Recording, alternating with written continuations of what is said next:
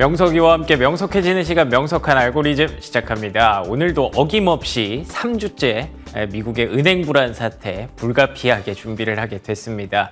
항상 이 얘기가 끝날 때마다 다음 주엔 이 얘기를 그만하고 싶다 말씀을 드리는데 어쩔 수가 없네요. 당분간은 계속 이 얘기가 이어지지 않을까. 그래도 오늘은 확실히 분위기가 좀 달라졌습니다. 여러 가지 이슈도 있었고요. 그리고 지표상으로도 뭔가 변곡점을 지나고 있나라고 생각할 만한 부분들이 분명히 있었기 때문에 이번 주는 조금 다른 분위기로 한번 진행을 해보도록 하겠습니다. 그럼에도 불구하고 짚어볼 내용, 혹시 좀 불확실성이 될 만한 내용도 준비를 하고 있으니까요. 끝까지 함께해 주시기 바랍니다. 자, 그러면 맨해튼으로 먼저 가보도록 하겠습니다.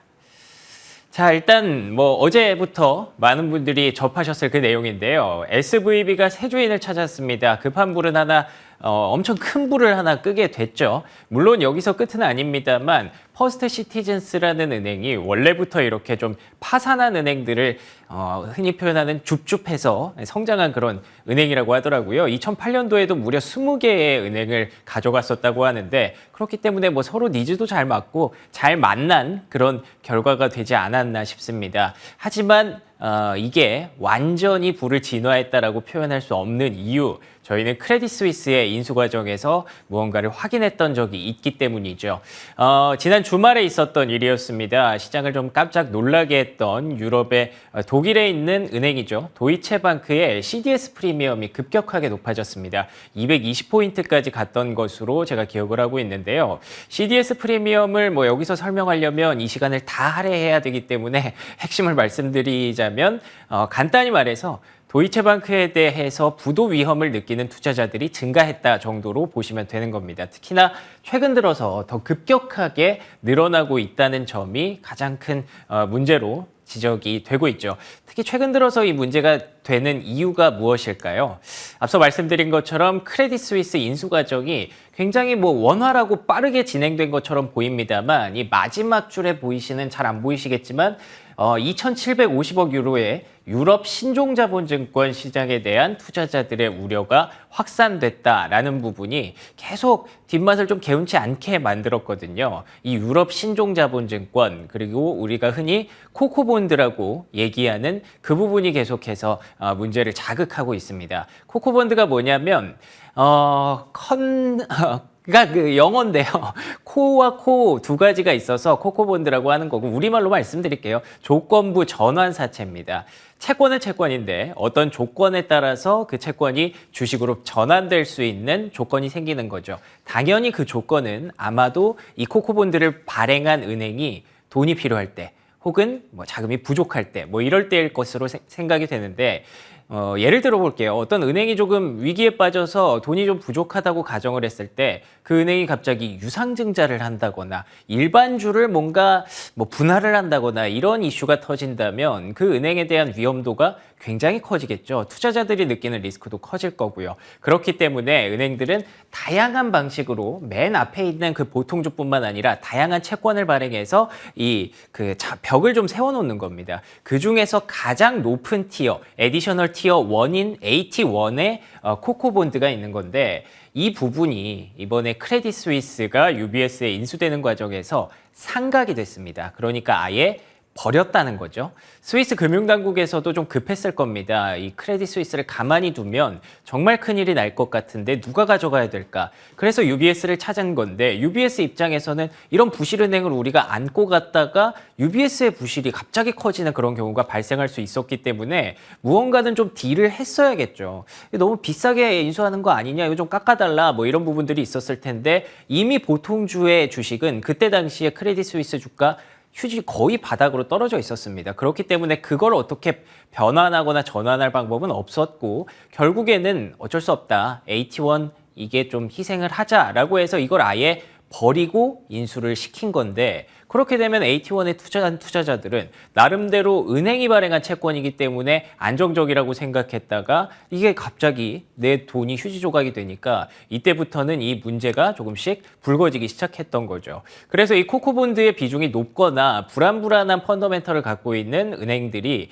조금씩 아까 말씀드렸던 그 CDS 프리미엄이 높아지기 시작했던 거고 이거 좀 불안한 거 아닐까라는 투자자들의 의구심이 자라난 겁니다. 대표적으로는 말씀드렸던 도이체방크 그리고 그리고 최근에 한번 위기를 겪었던 영국이라는 나라의 바클레이스, 뭐 이런 은행들이 지적이 되고 있는데요. 근데 이게 사실은 의미 없는 고민일 수도 있습니다. 왜냐하면 코코본드에 대해서 걱정을 하기 전에 은행이 안 망하면 되거든요. 도이체방크는 크레딧 스위스랑 확실히 다릅니다. 크레딧 스위스는 스스로 이미 무너지고 있었어요. 보시다시피 순이익이 계속 마이너스를 기록하고 있었던 은행이었고, 도이체방크는 2010년대에 한번 되게 큰 아픔이 있었죠. 그리고 나서 굉장히 많은 법정 관리라든지 관리를 받았고 자체적으로도 구조조정을 열심히 해왔기 때문에 최근 3년 동안 순이익이 나고 있었던, 오히려 증가하고 있었던 은행이라서 펀더멘털적으로는 두 개가 비교가 되지 않습니다. 그럼에도 불구하고 자꾸 잡음이 나오는 이유, 요즘은 세상이 좀 달라졌기 때문이죠.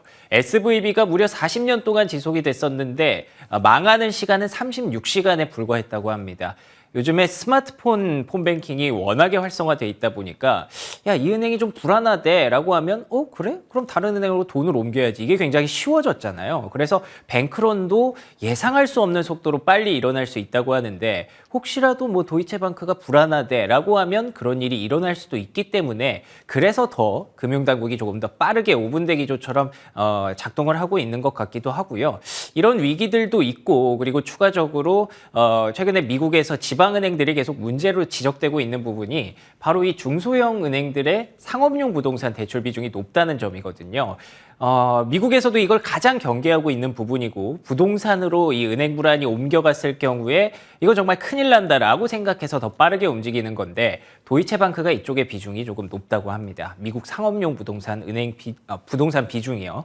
그래서 이런 것들이 좀 걱정된다. 그리고 플러스 추가적으로 유럽 같은 경우에는 금리를 좀 늦게 올리기 시작했죠. 그남 계속 좀 버티다가 우린 괜찮아 하다가 뒤늦게 올리다 보니까 좀 스텝이 달라졌습니다. 미국에서는 이제 베이비 스텝으로 바뀌었는데 유럽 같은 경우에는 아직도 빅 스텝을 하고 있기 때문에 유럽에서는 제2의 크레딧 스위스가 나오지 말라는 보장이 없다는 거죠. 이러한 불확실성 등을 안고 있기 때문에 이 코코본드 사태가 뭐 은행 망하지 않으면 되는데 왜 이렇게 문제가 되나 싶으실 수도 있지만 계속 좀 자극을 하고 있는 그런 구간이고요.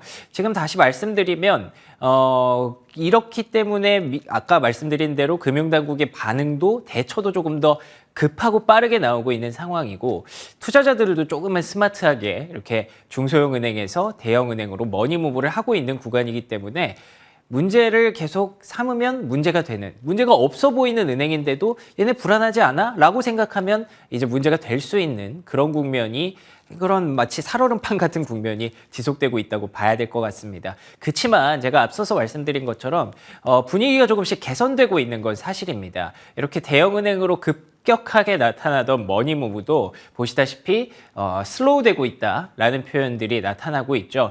SVB가 이제 새 주인을 맞은 그 전후의 시점으로 인해서 뭔가 변곡점이 만들어지고 있는 듯한 그런 느낌이고요. 큰 우려를 덜었다는 점에서 일단은 달러의 움직임이 조금씩 약세로 돌아서고 있습니다. 그리고 말씀드렸던 그 도이체방크의 위기를 자극했던 CDS 프리미엄, 미국 쪽에서는 조금씩 완화되고 있는 국면이고요. SVB 사태가 최초에 발생했을 때 가장 급격하게 흔들렸던 게 두 가지가 있습니다. 유가와 금리인데요. 그 유가와 금리가 최근 들어서 다시 바닥을 찍고 올라오고 있는 국면들이 있기 때문에 그래 불안한 건 있지만 그래도 우리가 최악의 순간은 지나가고 있을 수 있겠구나라는 기대감으로 이번 주 초반의 분위기는 살짝 넘어갔다라고 보시면 될 것 같습니다. 자, 그러면 이 얘기를 가지고 한국으로 여의도로 한번 넘어와 보도록 하겠습니다. 국내에서도 이런 얘기 나올 수밖에 없죠. 뭐 코코본드가 무엇인지는 잘 모르겠지만 이렇게까지 얘기가 많이 나오고 있다 보니까 코코본드 사태 과연 국내에서는 안심할 수 있나라는 얘기들이 조금씩 나오고 있는 상황인데요. 그래서 제가 자료를 좀 찾아봤더니 현재 시점에서 국내에 펀더멘털적으로 문제는 보이지 않는 상황이라고 합니다. 앞서 말씀드렸던 도이체방크의 그 CDS 프리미엄이 200포인트 넘게 올라가면서 문제를 일으켰던 건데 지금 국내에 있는 시중은행들의 CDS 프리미엄은 50 정도 수준에서 움직이고 있고요. 그리고 만약에 문제가 생겨서 정말 코코본드 이거를 상각해야 되나 말아야 되나 이런 고민을 시작하게 된다고 하더라도 그 비중 자체가 상대적으로 높지 않기 때문에 긍정적으로 볼 수 있다. 그러니까 앞서 도이체방크와 크레딧 스위스 얘기는 다르다. 펀더멘털적으로 이건 비교가 안 된다라는 말씀을 드렸는데 이쪽에서도 역시나 우리나라 쪽에서도 펀더멘털적으로 기대할 수 있는 그런 부분들이 있다는 거고요. 그리고 무엇보다도 우리는 가장 큰 무기가 있습니다. 유럽과 가장 다른 점이 유럽은 금리 인상을 계속 미루다가 뒤늦게 하다 보니까 지금도 빅스텝을 하고 있고 우리는 미국보다 빨리 금리 인상을 시작했죠. 그렇기 때문에 우리는 이미 동결에 들어갔습니다. 이렇다는 점은 국내 은행들의 위기의식을 조금 더 낮출 수 있는 리스크 요소를 낮출 수 있는 가장 강력한 무기가 될 것 같아서 이렇게 얘기를 좀 드리는 겁니다. 그러면 만약에 정말로 은행 불안이 개선되고 있고 상황이 좋아진다면 뭘 보고 판단을 해야 하느냐? 저는 개인적으로 이 부분에 좀 집중을 하고 싶습니다. 지난주에 이제 수익률인데요. 보시다시피 굉장히 불균형합니다. 가장 중앙에서 우뚝 솟아 있는 것이 코스닥입니다. 코스닥 대형주, 중형주. 그리고 반면에 코스피는 뭐 오르긴 올랐지만 거의 횡보했다.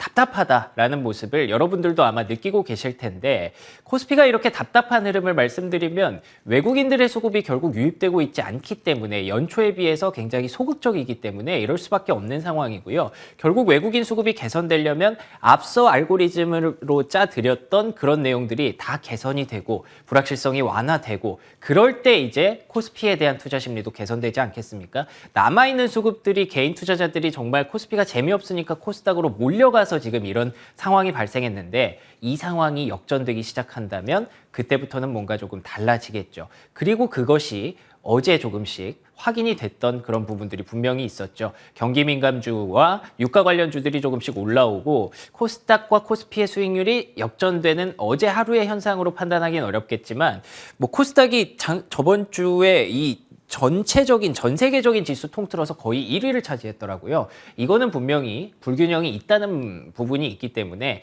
이게 조금씩 달라지는 시그널들이 어제처럼 계속 조금씩 확인된다면 이제는 시장에 조금씩 자신감을 키워가도 되지 않을까라는 생각을 해봤습니다. 조금 더 쉽게 말씀드리면 2차 전지로 몰린 수급이 밖으로 돌아 나올 때 그때가 조금씩 시그널이 되지 않을까라는 생각을 해봤습니다. 자, 그래서 결론입니다. 결론은 문제를 삼으면 문제가 되는 세상입니다. 분위기는 확실히 좋아지고 있고요. 조금씩 달라지는 변곡점, 지표들이 확인이 되고 있는 건 사실입니다. 제가 이 얘기를 3주 만에 드리는 가운데 3주 만에 조금 긍정적인 뉘앙스를 좀 드렸는데요. 그래도 앞서 보셨던 것처럼 이 은행 문제 있을 수도 이때만으로도 이 은행에 뱅크런이 일어나고 파산이 일어날 수 있는 그런 살얼음판 같은 국면이기 때문에 계속해서 주의는 좀 해야 될 것 같습니다. 여러분의 생각은 어떠실까요? 명석한 알고리즘이었습니다.